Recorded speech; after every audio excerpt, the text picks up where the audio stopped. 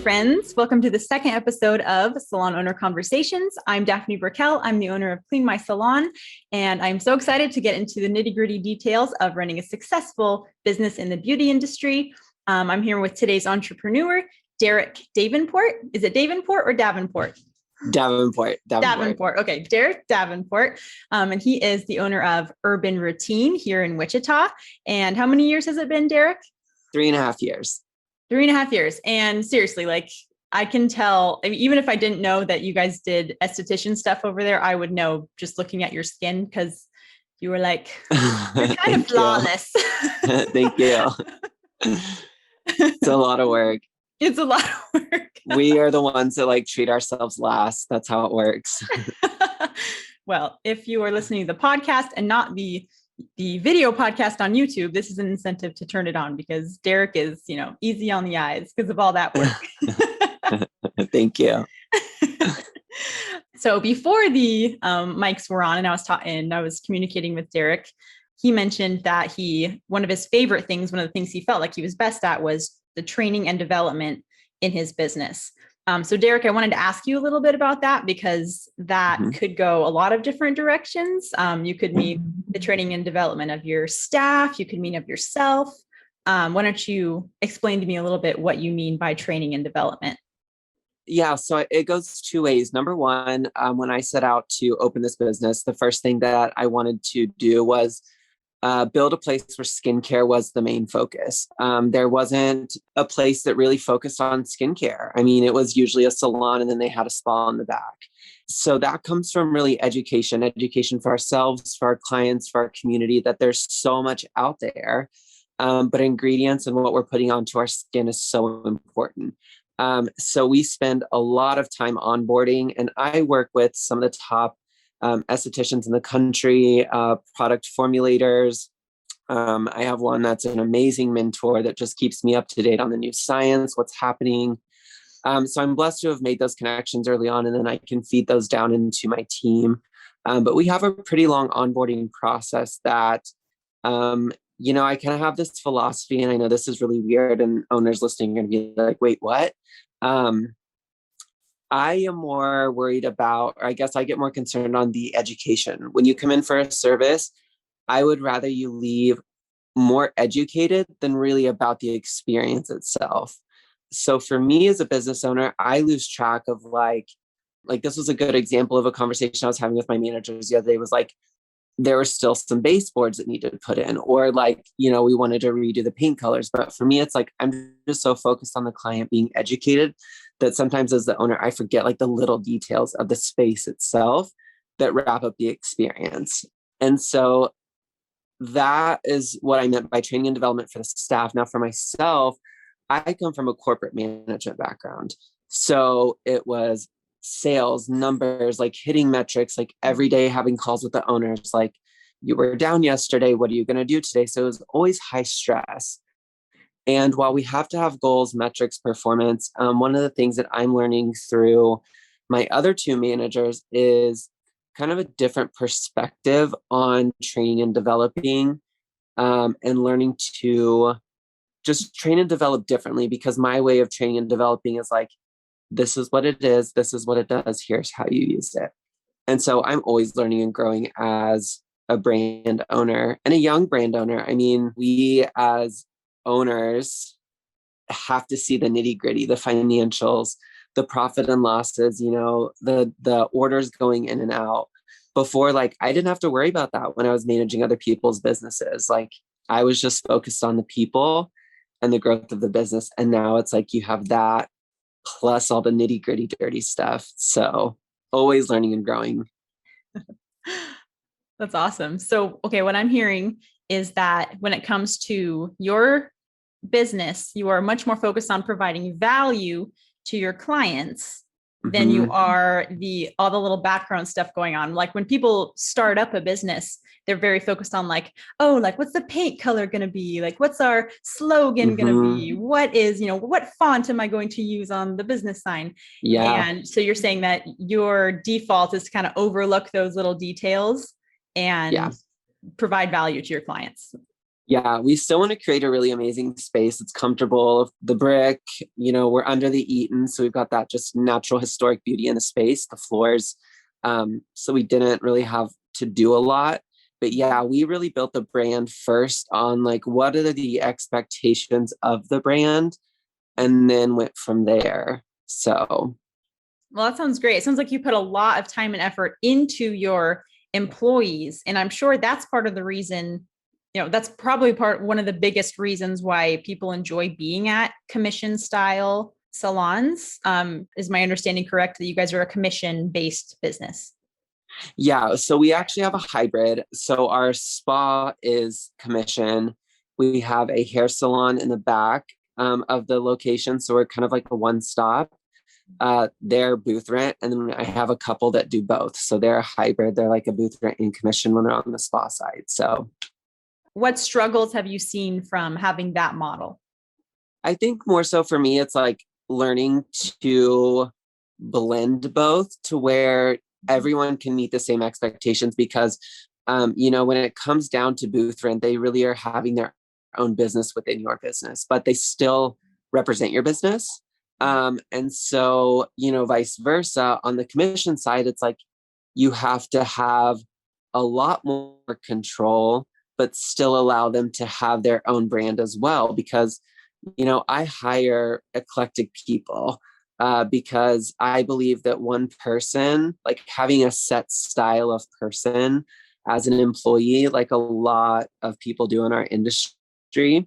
The problem is that every individual on my team kind of reaches a different target audience. And that's what I wanted was if you have the same style of employee all across the board, you're missing so many demographics. And we really wanted an all-inclusive space that every single person is marketed to and welcomed with open arms.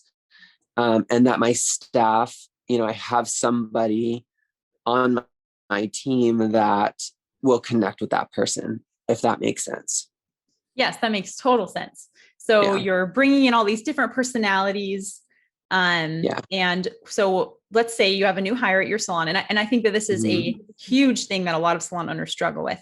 What is your onboarding process? What is your training Mhm. process? What have you found is the best way to get a consistently good result of incorporating all of these different personalities into your business?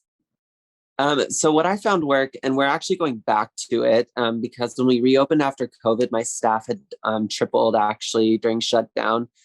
So when we reopened, it was crazy. I did all the onboarding, and what I learned is that previously everyone was responsible for training a new hire. So the new hire got to spend time with each person on the team, and that person got to train on what they were best at. And what that did is it helped them build relationships early on because a lot of times when it comes to training is that when that person is just with the owner or the manager for the whole time, there's never really any relationships built with the rest of the staff. And so not only do they have to go onto the floor and start building clientele, they've got to build relationships with the staff as well. And so our onboarding process is that, I'll do a little bit of it, but they'll meet with my talent development manager. They'll meet with my operations manager. They'll work the front desk, and then they'll train with, some of my key employees and learn, whatever the service might be. And what that also does is when I go back and see her perform the service or him, if there was like a step missed or, I can go back to the trainer and make sure that they're following the protocol and that they're not skipping steps to make sure that it's consistent across the board as well too. So it's kind of a full team accountability, which I really like. Yeah, that sounds great because then not only are they trained in the process, but they are also immersed in the salon culture. And Mm-hmm. then if they don't feel like they belong there or if it's going to work with them, do you feel like they would know by that point because of all the experiences Yeah. throughout the salon? Yeah. Yeah. They would know early on that like, hey, this isn't going to be for me or, the expectations because, the ones that are doing the training are my top employees that live and breathe the culture and the mission behind the brand. So, Mm-hmm. but we can really tell. So we do, if you've seen our Instagram is that we really embody healing in a modern way. We really tie back to like our ancestors, how they used to heal, from ingredients to sound therapy to meditation. We've tied all that into really modern services. And so I don't really like to recruit or anything anymore. What I do is spend a lot of time talking to my brand, because our brands are alive and breathing and they need nurtured. And I really let the brand do a lot of the hiring now. That's my focus, is that if somebody comes in, it's because the brand has spoken to them. And if they follow us, then they know what we're about, you know? And so energetically speaking, we can usually get a pretty good vibe off someone pretty early on. Mm-hmm. So we're pretty intuitive inside of the space, and you can feel it when you walk in. The energy is just, I mean, it's like a whole different environment in a good way. Mm-hmm. Yeah, that I love, love, love that, because there's a big difference between seeing a hiring ad. Like, let's say you're trying to hire a salon front desk assistant, right? And your hiring ads like, come work at our salon. You know, you're going to have to schedule appointments and reschedule appointments, and it's $12 an hour. And, you know, I've seen so many of these ads and I'm like, you don't even know what's like, you can't even tell which salon you're applying to because they're all the same. It's like, if it doesn't have any personality, if you haven't infused your core values into your hiring ads, into your website, into just any stuff that you put out there to the world, then they're not going to know what they're walking into. And then there's a much higher chance that they're not going to feel like they belong there. Am I just putting words am I just putting words in your mouth, or is that? Yeah, no, saying? That's exactly right. And nowadays, I mean, I've had this conversation with a lot of salon owners, is that it's really hard to get qualified people applying. I mean, I put an Indeed app out 4 months ago for just like a operations person, and there wasn't one qualified person out of the 80 something resumes. I mean, nobody met the check marks for what we wanted and what we expected. So you just kind of have to look within your team too, see if there's someone who's willing to step up sometimes. And they may not know that you're looking for, you know, that position. I mean, my 2 new managers, not new, but my newest managers that basically help run the salon and spa. I mean, I went to them and I said, look, this is your past. Would you be interested in taking this? And they were like, yeah, absolutely. But they would have never have come to me probably had I not went to them first. So yeah, I love that. That's great. So looking in more places than just, you know, putting out an ad and hoping that the universe sends you the perfect candidate. Yeah. You're going to have to take just a little bit manifestation. Yeah. Manifest every day for your brand to bring people to you and the right people, and it'll happen. It'll happen. So once you have that candidate that you have hired and you really feel like they're a great fit for your brand and they're really enjoying their time there, which is always a good sign. So how much do you budget for the training and development of your staff? Like, what's been some of your favorite resources, like specific resources that you use to train them, and does it cost money? Yeah. So really the biggest expense that we have is just, of course, paying them a training wage, because I want to make sure that they're making money and I want to get them out of training as quick as possible, but I don't want to sacrifice like the quality of their training either. So typically what's really nice is that the brands that we've chosen to partner with all have online platforms and models.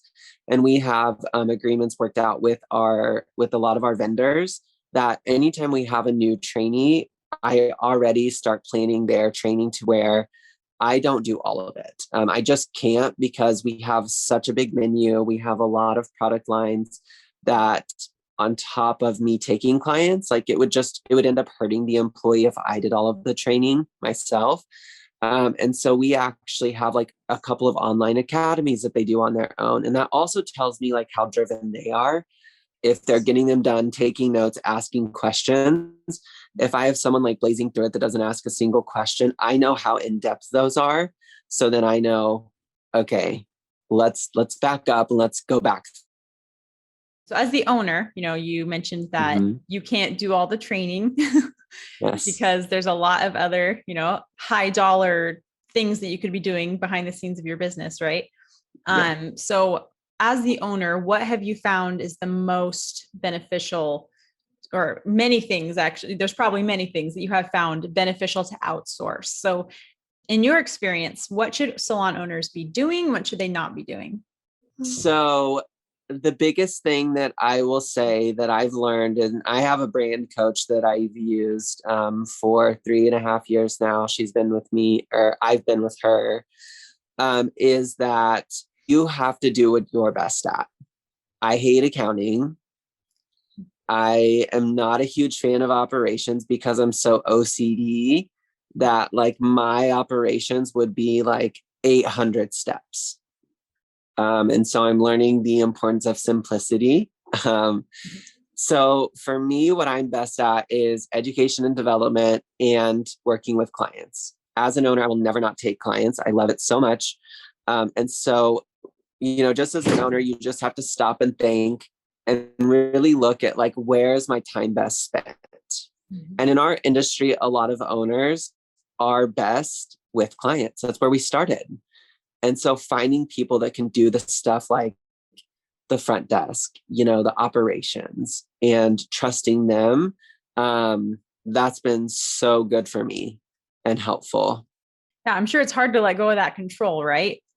Yeah, it really is. And it still is, but it's like, you have to open your mind up to, when I opened Urban Routine, I had this certain concept in mind that it would become.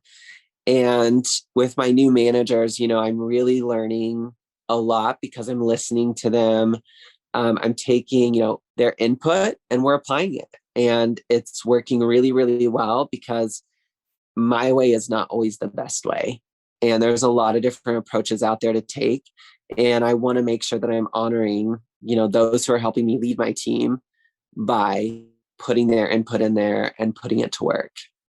Mm-hmm. And that's been really hard for me because I am a very like type A personality, like OCD, and just like, when you have a brand, it's your baby. Like you birthed it into the world and you want, it's like you want it to be so well taken care of. And just like a human, it's going to grow, it's going to change, it's going to sometimes turn into something totally different. And that's okay. So I really value having those different like inputs and mindsets all working together. Yeah, you could do everything, right? Because you're like, oh, it would save me money if I did all of this myself because I wouldn't have to hire anyone to do it. And I would probably do it the best. And it's like, yes, you could, but then you wouldn't be doing the running your actual business, which is actually what's going to make your business prosper. Yeah. I can't tell you how many, so I'm not a salon owner. I own Clean My Salon here in Wichita. So all we do is service salons. So I've talked to many salon owners, and some of them are like coming in and cleaning on the weekends, and they're doing their own accounting and they are training. And I'm like, oh, and they're like basically crying, like telling me this. I'm like, oh, you need a break. So I love you that you said you need to focus on what you're best at, because usually that's what you're most passionate about. And then the other stuff, obviously you care about, but let somebody do it 90% as well as you would do it for your own sanity. And so you can grow your business. Yeah. And let them do it their way. Like my operations manager, for example, when she came in, we just started like really building a lot of our operations and streamlining a lot of our processes in February. And her way isn't always the way that I would have done it, but because like I have so much faith in her and she's done such a phenomenal job that it's like perfect. Like if that's what you believe and you're going to make that work and can train everybody on it, let's do it. And I will follow you on this one. Mm-hmm. And so it has been, as a salon owner, it has been the biggest refresh and just weight off my shoulders, because we do have to put out so many stupid fires all the time. And the staff doesn't know.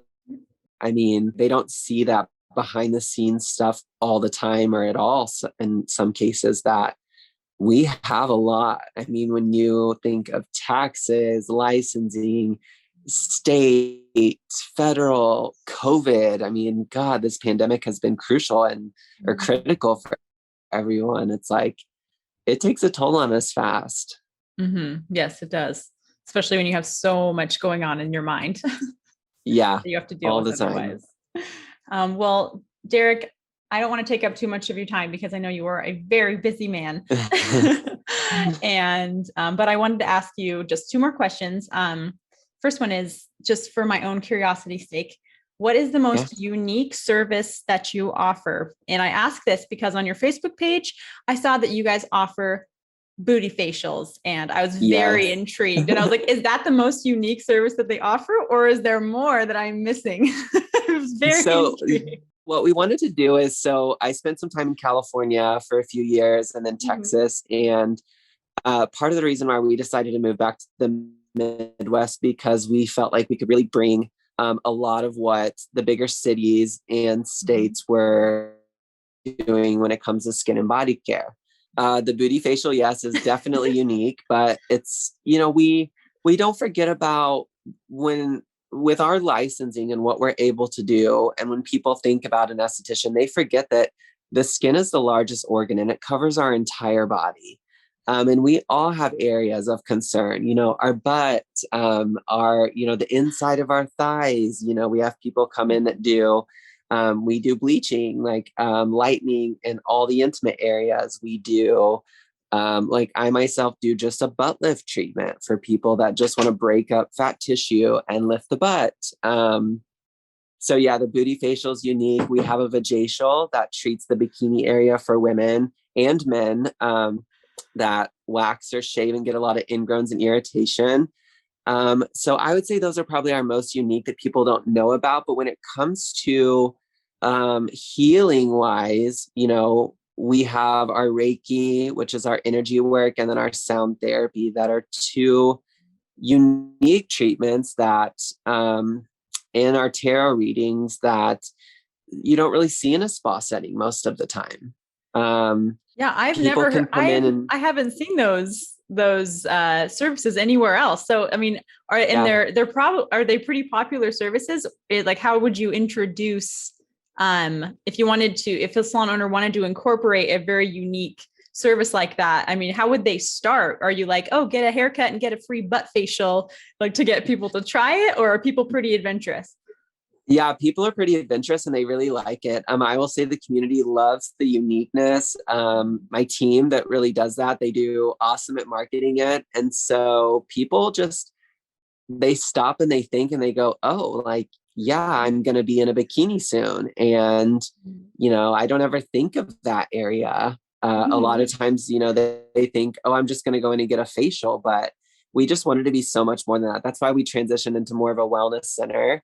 And we're going through some rebranding and launching our new branding and everything in May that really embodies everything self-care. Because if there's one thing, especially this pandemic has taught us, is that we don't take as good a care of ourselves just mentally as we should. And we are capable of doing so much of that within our licensing.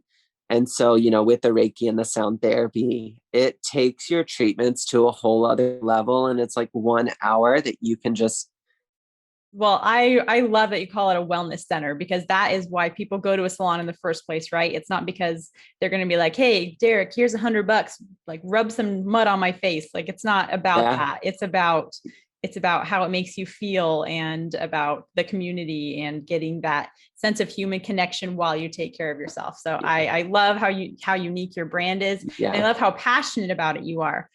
So I would love for you to give yeah. one piece as we end, one piece of actionable advice for any salon owners listening. Just one thing, if you could give them a piece of advice to improve on their business today, what would it be? And then tell them, if they want to get some help from you one-on-one, what they can do to make that happen. My number one piece of advice when I'm working with brand owners is to find your unique selling point. There are so many trends and bright and shiny objects out there, but it's like, what connects to you? Like, if you are going to call yourself, we're a wellness center. So it's like, we have to show and embrace wellness. Like, I couldn't do that if I didn't believe in wellness. And so our industry changes so much that a lot of times brand owners get so caught up in trends that they lose focus of like what's important to them. Mm. And so that's my number one piece of advice, is just sit and think with your brand and talk to it and find out like what does your brand want to become and what does it want to be? And how do you tie into the brand? And we do coaching. So I do one-on-ones. I do it on treatments. I do it on business models. So they can just email Derek at urbanroutinесkin.com. And then we can set up a time to chat. Usually I start with a 30-minute consult just to figure out like, what are their needs? Make sure that we're a good fit for each other. Because once I get in there, I'm going to get in there and, just really help figure out where the disconnect is and, align you back with your brand.